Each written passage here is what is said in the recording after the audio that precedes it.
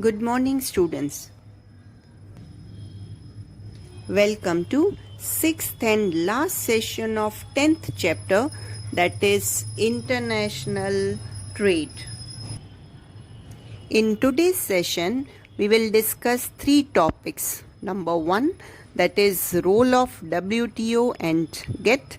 Second, that is problems of international trade. And third, that is difference between internal and international trade. So let us start with the first topic, that is role of WTO, that is World Trade Organization, and GATT, that is GATT, full form of which is General Agreement on Trade and Tariff. After the Second World War, political equations at international level have been changed. The nations have been involved in the war became weaker economically. In such new political condition, the necessity emerged to establish an organization in order to create harmony among the different countries in the field of trade and other fields. As a result of this, General Agreement on Trade and Tariff was made. Each country created some restrictions or limit as per requirements, but no development could be achieved due to this, and the necessity of liberalization emerged, and because of which only result was there, World Trade Organization was formed. Now this WTO maintains international trade relationship so that there can be a common place for the international trade and the path to globalization can be widened and spread. The world's 104 countries have signed in support of this organization. This organization started its work officially from 1st Jan 1995. India is a member of this organization from the beginning only. Service sectors have got rapid growth due to the work and administration of WTO. Boundary lines were erased in the field of insurance, banking, and transportation, and the entire world has become a global village. World market is developed along with world trade. Due to this organization, products related to agriculture, industries, health related facilities can be produced at a larger scale, and exports of such things are promoted. Even in the field of education, foreign universities have got the opportunity to enter India. Countries like America, Canada, and Australia have arranged their campus in Gujarat and other various states of India. Second, that is GATT. The government of India has made different agreements with different countries in order to join its industries with the foreign stream. It is called GATT, that is General Agreement on Trade and Tariff. In 1948, an agreement among 23 nations was made at Geneva. The basic aim of this agreement was to bring international trade in the direction of free trade and to enhance the international trade and to encourage the division of regional labor. GATT is a free trade policy suitable to globalization. The administration system is also favorable, and the material facilities have also been increasing. Modern streams in trade world are taking shapes. Our second topic, problems of international trade. In that first problem, that is problem of currency. In all the countries of the world, the prevailing currency is different, because of which in settlement of the business deal there is difficulty which traders have to face. If importers and exporters have no adequate knowledge about foreign currency, then they face problems. Second, that is diversity of language.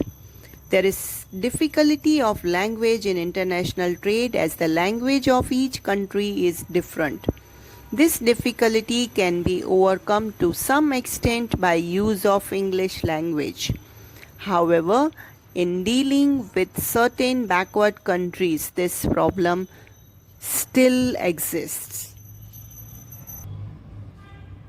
Third problem, that is problem of distance.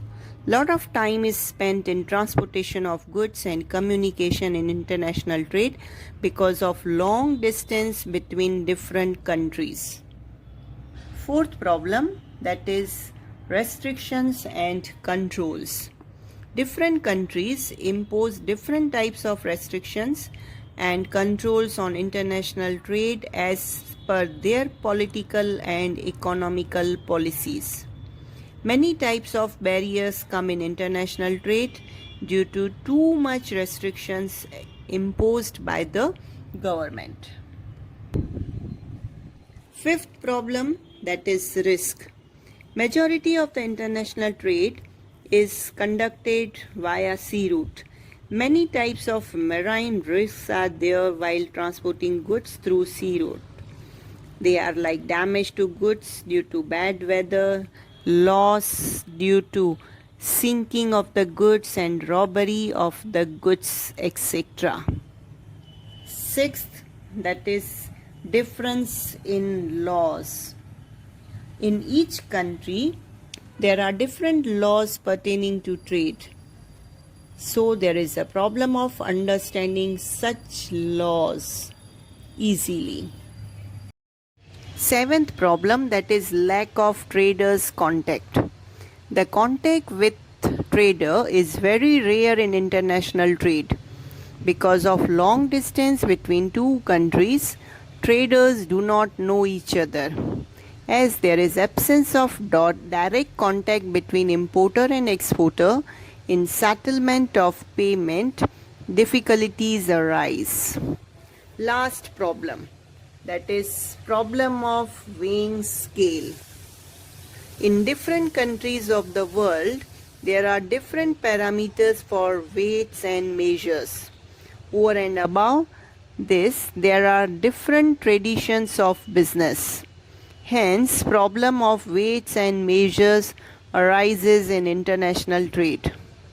Still, however, in most of the countries of the world, now metric system of weights and measures has become popular.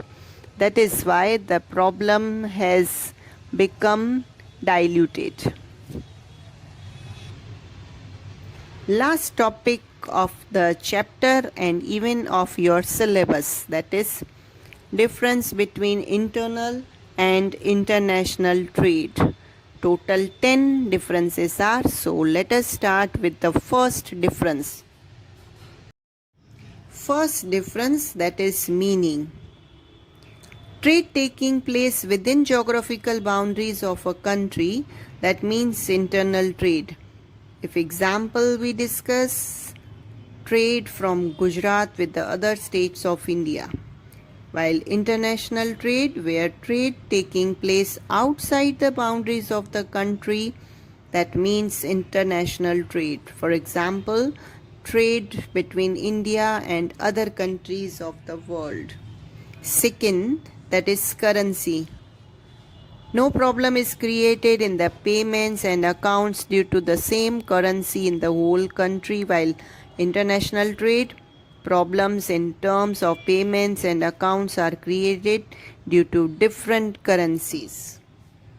Third difference, that is laws.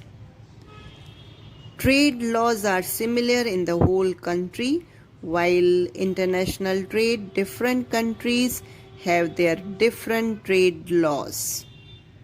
Fourth difference, that is problem of language.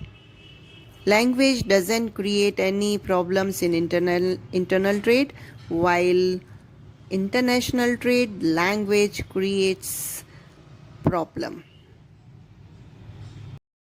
Fifth difference, that is government control. Internal trade, there are less government controls, while international trade, there are more government controls. Sixth difference, that is risk ratio. In internal trade, risk ratio is very less, while international trade risk ratio, that is high. Seventh difference, distance. In internal trade, distance is short because the work field is limited up to a country, while international trade, distance is long because the work field is spread over more than one country. Eighth difference, that is insurance. Internal trade, it's not compulsory to get insurance, while international trade, insurance is compulsory. Ninth difference, payment of excise. It's easy to pay the excise and the rate of excise also is very low, while in international trade, the process of payment of excise is complicated and even the rate of excise is very high. Last point of difference, that is market. Internal trade market, that is limited, while international trade market, it's wide. So these are 10 points of difference, that is difference between internal and international trade. So this is an end of this session, even of this chapter also, and even of your this 11th standards commerce syllabus also. Thank you.